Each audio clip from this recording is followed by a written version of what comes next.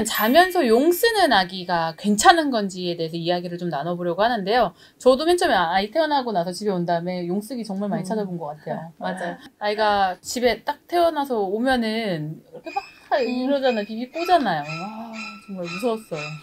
용쓰기란 아이들이 몸을 비비 꼬거나 기지개를 켜내는 등의 이제 네. 약간의 몸 전체를 사용하면서 나타내는 행동들인데요. 초보 양육자라면 처음 겪는 행동이라 좀 무서울 때도 있어요. 특히 자다 깼을 때 이렇게 보면 괜찮은 거야? 어디 아픈 거 아닐까? 뭐 이런 생각이 들 때도 좀 있고. 그래서 초보 부모님들을 위해서 준비를 했고요. 용쓰기 아기들은 왜 용쓰는 거며 언제쯤 좀 좋아지는 건지에 대해서 소장님과 자세히 다뤄보려고 합니다.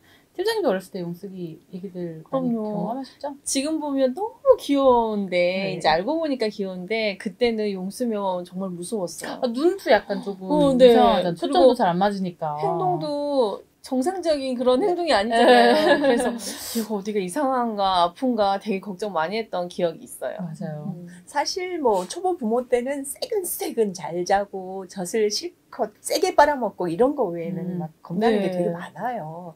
근데 용을 쓴다는 거 아마 심하게 기지개를 켤 때 용을 쓴다고 우리가 표현하죠. 네. 아기 때는 근육의 긴장도 조절이 잘 안 돼요. 왜냐하면 신체 부위가 따로따로 움직이는 게 잘 안 되기 때문에 한 번 힘을 쓰면 온 몸이 따라 움직일 수밖에 없어서 그런 게 아마 용을 쓰는 형태로 표현이 되는 것 같아요. 근데 이제 용을 쓰다 보면 끙 소리가 나기도 하고 또 배에도 힘이 들어가니까 용 쓰다가 젖을 또 개워내기도 하잖아요. 맞아요. 그래서 큰일이라도 생겼을까봐 막 걱정하는 분들이 많을 것 같아요. 그럼 용쓰기는 언제쯤 시작돼서 언제쯤 없어질까요? 생기는 시기에 대해서는 언제라고 말할 수가 없는 것이 아까 조리원에서 돌아오면 맞아요. 바로 그런 게 보인다고 했잖아요. 네. 어찌 보면 태어나자마자 거의 얼마 안 돼서부터 시작한다고 할 수 있겠는데요. 사라지는 시기는 대략 심한 반사작용이 좀 가라앉을 무렵, 그러니까 100일? 뭐 그때쯤, 또 모로 반사가 좀 약화될 때쯤 용 쓰는 행동은 거의 사라지는 것 같아요. 용쓰기는 성장과 발달에 따르는 자연스러운 현상인데 혹시 의학적으로 좀 검증된 원인이 있을까요? 그렇죠. 성장과 발달에 따라 달라지는 거고 자라면서 대부분 사라지죠.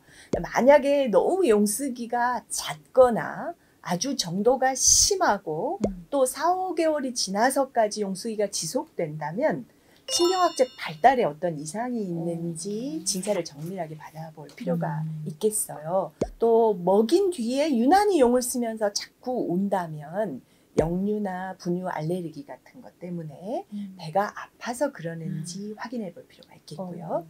그렇지만 사실 신생아들은 짜증내면서 울 때도 용 쓰잖아요. 네. 또 몸은 피곤한데 잠이 맞아요. 들지 않아서 짜증나면 또 용 쓰면서 울고 이것이 문제가 되는 용쓰기인지 아니면 정상적인 것인지 판단을 해보는 게 중요할 건데 언제나 이게 병적인지 아닌지를 판단해 볼 때 제일 중요한 것은 성장과 발달이 정상인지 또 잠잘 시간에는 잘 자는지 자기 필요한 만큼은 먹는지 또 잘 자고 일어나서는 기분 좋게 용 쓰는 거 많이 없이 잘 노는지 이런 일상적인 판단을 하는 것이 중요합니다.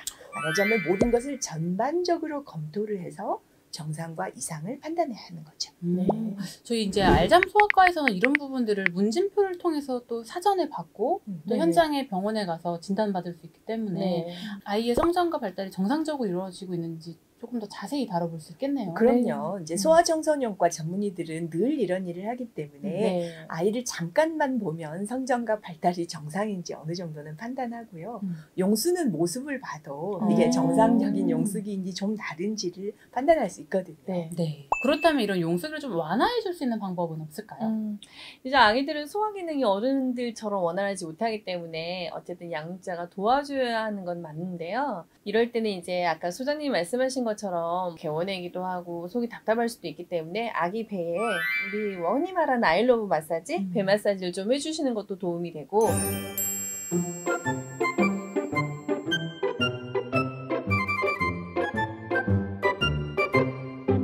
또 이런 개원냄을 좀 예방하려면 수유할 때 수유 자세라든지 뭐 수유병 각도라든지 엄마 젖꼭지 무는 이런 형태를 잘 확인하셔서 공기가 최대한 흡입이 되지 않도록 해주시는 게 도움이 많이 될 것 같습니다. 그리고 자주 개어내고 불편한 아기들은 뭐 수유를 하는 중간중간에 트림을 좀 시켜주면 훨씬 도움이 많이 될 거예요. 그리고 아기를 눕혀놓은 상태에서 가볍게 다리를 들고 하늘 자전거를 탄다든지 아니면 다리를 가볍게 구부렸다 폈다 하는 것들을 좀 하게 되면 훨씬 더 가스 배출도 좋아지고 아기의 장 건강 상태가 더 원활하게 잘 된다고 하니까 이런 방법들을 조금 해보시면 도움이 많이 될 것 같아요.